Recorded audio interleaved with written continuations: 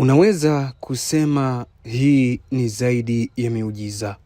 Wahenga wanakuambia kachinje kuku ama katambike, huku wenye imani zao wakikwambia siku yako haijafika na Mungu yupo na wewe. Moja kati ya habari kubwa leo Juni 12 ya mwaka 2025 ni kutokea nchini India baada ya ndege aina ya Boeing 787-8 iliyokuwa ikielekea London ikiwa na abiria 242 kupata ajali. Katika ripoti mbalimbali jioni hii katika vyombo vya habari imebainisha kwamba mwanamume mmoja amenusurika kwenye ajali hiyo iliyowaua watu takribani ama zaidi ya 200, huku mkuu wa polisi akiliambia shirika la habari la India. Kamishna wa polisi wa Ahmedabad GS Malik ameliambia shirika la habari la ANI ya kuwa kulikuwa na mtu mmoja aliyenusurika ambaye alikuwa kwenye kiti nambari 11A kwenye ndege ya Boeing 787-8 iliyokuwa ikielekea London. Taarifa ya ndege hiyo iliyoshirikishwa kwa umma na mamlaka ilisema abiria katika kiti hicho alikuwa raia wa Uingereza Vishwas Kumar Ramesh.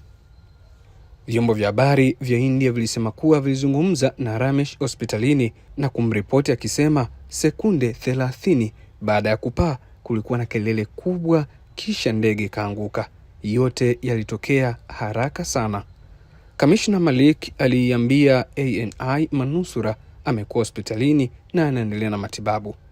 Ndege hiyo ilianguka katika eneo la makazi ikigonga bweni la chuo cha matibabu karibu na uwanja wa ndege majira ya mchana, ikiwa ni sekunde 30 tu tangu kupaa kwake.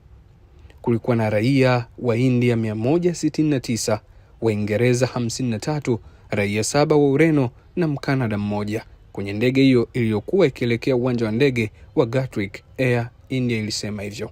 Waziri wa afya Dhananjay Trivedi amewataka ndugu wa waathiriwa kutoa sampuli za vinasaba vya DNA ili kusaidia utambuzi wa waliopoteza maisha.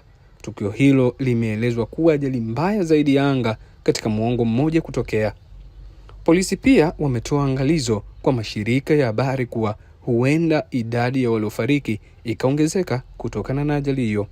Katika mitandao ya kijamii kumekuwa na gumzo juu ya manusura huyo, wengine wakidai ya kwamba pengine siti ama kiti nambari 11A basi kitapanda thamani ama kupanda gharama, ama wengi kukikimbilia katika usafiri wa ndege kutokana na manusura huyo, huku wengi wakimuona manusura huyo kama ni miujiza kuponea katika tundu la sindano.